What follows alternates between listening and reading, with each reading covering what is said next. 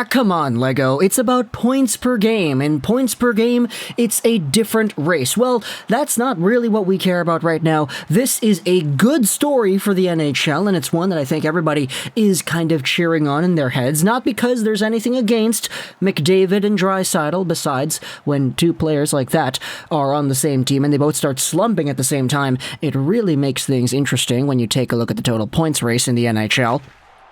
But when it comes to the Russian machine, you know that website, the saying they have, Russian machine never breaks? Well, guess what? This Russian machine is 36 years old. He's leading the NHL in total points, and it's the first time since, what's that statistic? My goodness.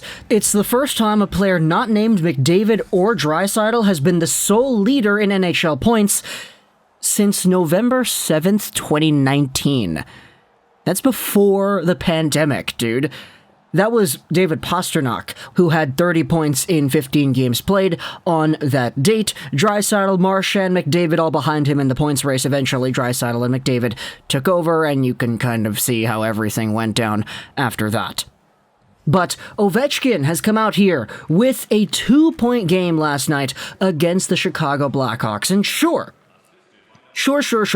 the Washington Capitals actually lost the game in OT. But who cares? You had yourselves what was Ovi going out there with the opening goal on the power play. This one actually puts him in a tie with Dave Andreychuk for the most power play goals in NHL history. 274 on the power play, man. That is crazy. It also took Ovechkin 407 fewer games than Andreychuk to score those power play goals. So, yeah, I mean, Andreychuk was good, but Ovi did it in almost like 5 full seasons worth of play fewer. So, there you go. Another record. The next time this guy gets a power play goal, he is number 1 on the all-time charts, which is definitely going to be deserved. But this video kind of goes over 2 subjects over here. Obviously, Alex Ovechkin getting 46 points in 29 games played, 21 goals, 25 assists. This is a pretty big deal because we're not even at the halfway mark of the season right now. And Ovechkin is at 25 assists. The guy usually maxes out in a full 82-game season at the 30-ish, 35, 38 assist mark.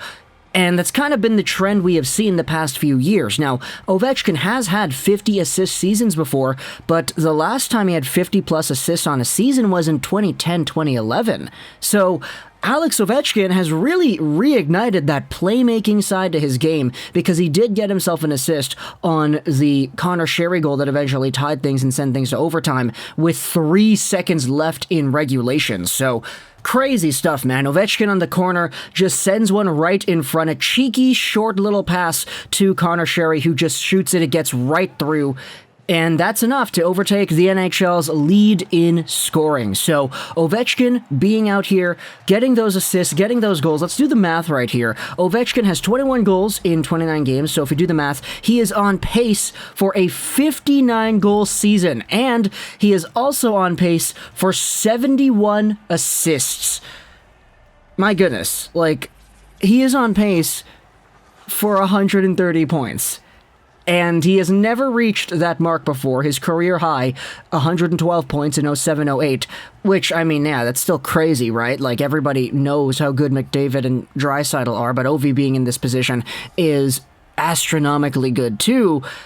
But the guy's 36 years old. You hear the saying all the time, oh, he aged like fine wine. He got better as he got older. For Ovi, he had those crazy good productive seasons, so lethal as a teenager, as a guy in his early 20s, 50 goals, 50 assists, 100 plus points. He did that a few times, but as his career went on, he started getting less assists and more goals, and that's not really a bad thing, especially when you consider how many gosh darn goals Ovechkin was scoring, but towards the mid-2010s, you had yourselves that reputation. Oh, Ovi doesn't backcheck. Ovi doesn't play defensively. He doesn't play in his own zone. He doesn't really get any assists. All that stuff with the controller disconnected memes and all that. But now, this, at 36 years old, is probably the most impressive season that Ovechkin has been putting together, maybe in his entire career. Like, I get it, 18, 19-year-old Ovechkin, yeah, 19 because 18, there was a lockout. 19-year-old Ovechkin going out there and getting 50 goals was fantastic, but like,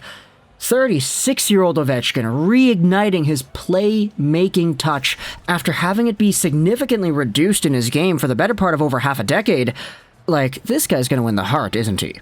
First in the NHL in points now, over McDavid and Draisaitl, and I get it. This is kind of a good time to transition into that Edmonton topic, but if you look at the points per game, Ovi isn't first. It goes Max Pacioretty, Draisaitl, McDavid, Kadri, and then Ovechkin, so yeah. Nazem Kadri has a higher points per game than Ovechkin does, but he has played significantly fewer games. Pacioretty even more so. But when it comes to these two, McDavid and Draisaitl, both with 45 points in 27 games played, it is kind of concerning for Oilers fans to go out there and watch this team go on the losing skid they have gone on. You saw the jersey get thrown onto the ice in the previous game against Toronto. We're actually making a video about the Maple Leafs later on today, so go ahead and check that out. But Connor McDavid and Leon Draisaitl have both been in a little bit of a slump for their standards. Now, sure, their point production is still nuts this season, but McDavid has been pointless in 3 of his past 5 games. Draisaitl has been pointless in 4 of his past 5 games. That's more games pointless in the last 5 than in the 22 games prior, where McDavid only had 2 pointless games and Draisaitl 3. So, remove the previous 5 games played of Oilers hockey. McDavid only had 2 pointless games, Draisaitl had 3. In the past 5 games, McDavid 3 pointless games, and Draisaitl 4 pointless games. Teams are shutting them down, and not taking any stupid penalties, keeping the Oilers off the power play, which is where they're at their most dangerous.